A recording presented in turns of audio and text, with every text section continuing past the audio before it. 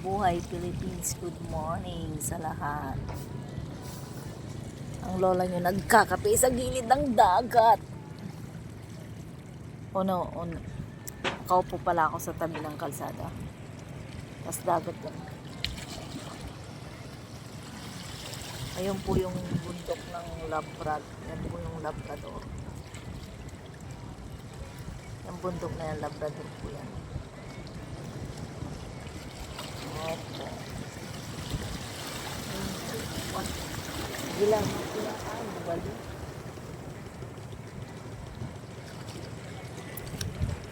Tara guys, magkape tayo. Nag-coffee date ang lola ni today. So yung kasama ko is nakakaupo dun sa likod ko. Iniwanan ko na siya. Iniwanan ko siya.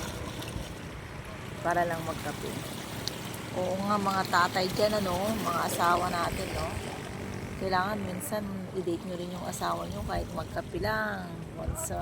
Once a week, may time effort ba sa mga nanay na kagaya namin. Alam nyo kami mga nanay, masaya na kami. Simpleng labas lang, kahit hindi naman sa garbuhan, magkaroon lang ng time yung asawa natin, it's happy na kami doon. Hindi lang po puros manok at saka yung kabayong hinahawakan nyo po. Oh my God. Bigyan nyo rin lang time ang mga ang nanay. Kaming mga nanay. Sarap umupo dito guys. Tahimik siya. Pero ang dami nagbibingwit dito. Ayun. Pero isang beses lang ako nakakita nakakuha sila ng malaking isda.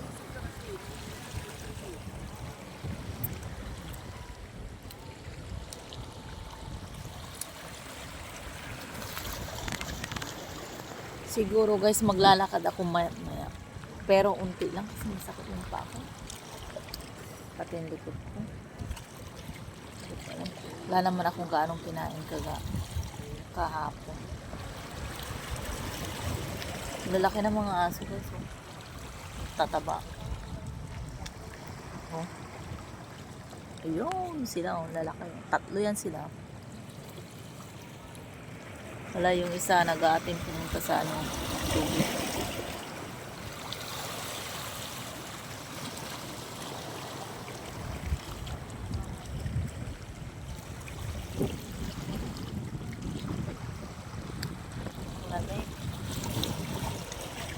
Nagsibalikan yung yung mga bangka.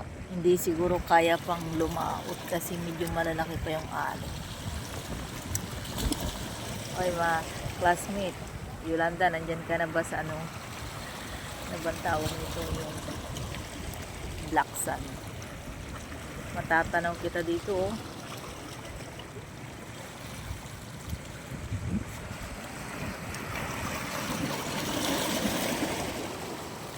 nakaka-refresh ng utak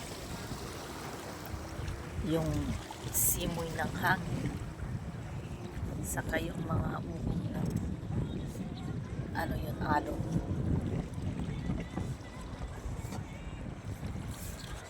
Aywan ko guys kapag may tao nahiya akong magsalita ng video. Kailangan masanay ka ng ganito pag ganito yung ginagawa.